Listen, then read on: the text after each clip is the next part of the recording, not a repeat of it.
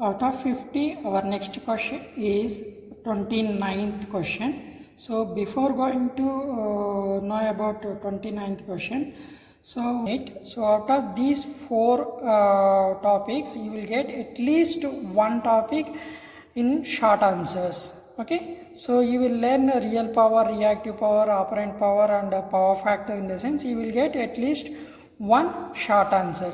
In some cases, the four short answers will be giving for long answer also. Okay, so you remember these, and then we will go for first one. Out of four, first one will go for real power. So this is a 29th question actually.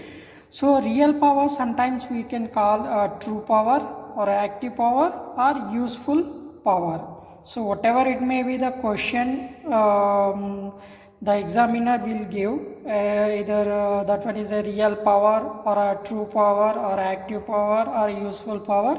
So all are same, you don't confuse that. So it's mean real power or true power, active power, useful power, all are same.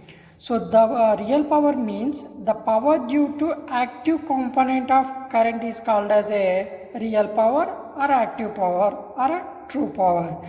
So it's mean active components in the sense, so we have active components, voltage, current, these are the active components. Due to these active components, the power will generate. Okay, so that power is called as a real power. So these real power flow from source to load. That's the reason only we can call this one as a true power or a useful power.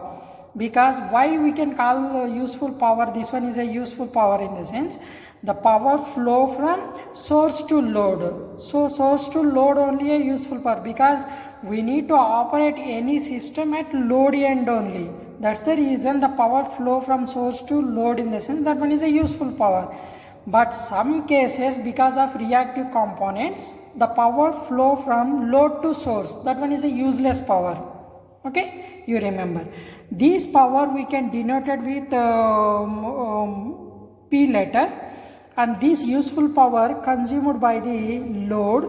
Units for real power in watts, and the source is, so it's mean here already I said no, so that one only here I have indicated source to load, that power only the true power. The formula for real power P is equal to V into I into cos pi. So what is the V? According to Ohm's law, V is equal to IR. So it's mean that IR we can substitute at this V place, then we can get it I square R into cos pi. So cos pi is a power factor.